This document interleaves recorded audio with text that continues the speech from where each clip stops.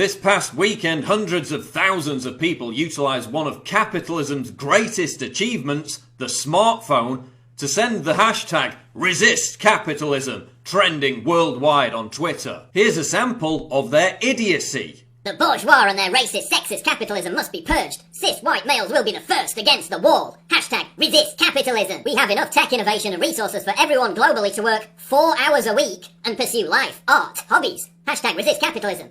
Your employer is stealing from you every minute you're on the job. Hashtag resist capitalism. Dear mom's basement dwelling communists, if you actually did resist capitalism with any degree of success, the following would not exist. Twitter, the iPhone you're tweeting hashtag resist capitalism from, the internet. Seriously, resist capitalism is what trends on Twitter when 13-year-old One Direction fans try to engage in politics. Here's the truth about capitalism. It's the single greatest force in history to alleviate suffering, bring billions of people out of poverty, and create healthier, more prosperous societies and higher living standards for all. Socialists don't even know what capitalism is. They confuse capitalism with corporatism. Corporatism is the opposite of free market capitalism because it depends on collusion between well-connected large corporations and the state. Socialists constantly call for government to impose more regulations on big corporations. But big corporations actually lobby for more government regulation because they can afford the costs. Small and medium-sized companies can't afford the costs, so they go out of business. Government regulation helps big corporations strangle smaller competitors. Corporatism also ensures that big corporations get waivers from corrupt governments, so they're immune from many of those regulations anyway. Capitalism is about the free exchange of goods and services.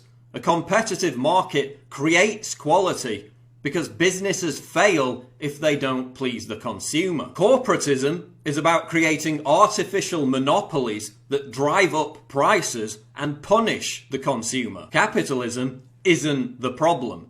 Corporatism is the problem. Socialism is toxic to a healthy society because it punishes success and rewards failure. As Winston Churchill said, socialism is the equal sharing of miseries. Socialism extorts money from the successful and gives it to the lazy. It's 2013, that's still good, right? That's like 2 years, right? Oh my god, it's 2.5 years! What are you doing? Socialism disincentivizes success, meaning that businesses which make profit and create jobs, and people that actually produce and contribute to society, flee from countries that embrace socialism to those that embrace capitalism. The wealth that allows you to buy computers, smartphones, cars, go on nice holidays, and eat nice food was all created by capitalism. And we'd all be a lot wealthier and happier if it wasn't for governments, socialists, and corporatists trying to curtail free market capitalism. Look at the capitalist miracle in China. In the last 3 decades, China has lifted more people out of extreme poverty than the rest of the world combined. 680 million people have escaped poverty in China thanks to capitalism. And it's a similar situation in India. Look at the standard of living in countries that reject capitalism. Venezuela has the largest proven oil reserves in the world.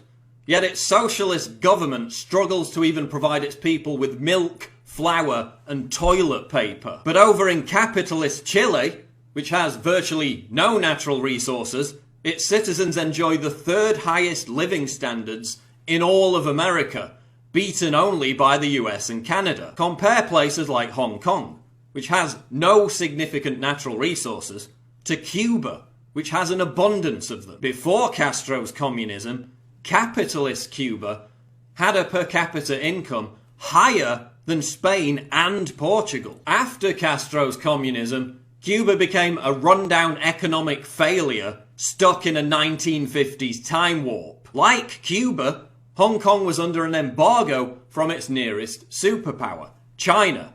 Back then it was one giant shantytown. But after embracing capitalism, Hong Kong now routinely tops lists for prosperity and quality of life. Compare Stalinist North Korea with capitalist South Korea. Same people, same location in the world, same natural resources. South Korea has produced Samsung, Hyundai and LG. North Korea has produced record starvation, concentration camps for political dissidents, and a line of hereditary dictators. Anti-capitalists point to Sweden as an example of a country that embraced socialism and prospered, but that's completely wrong.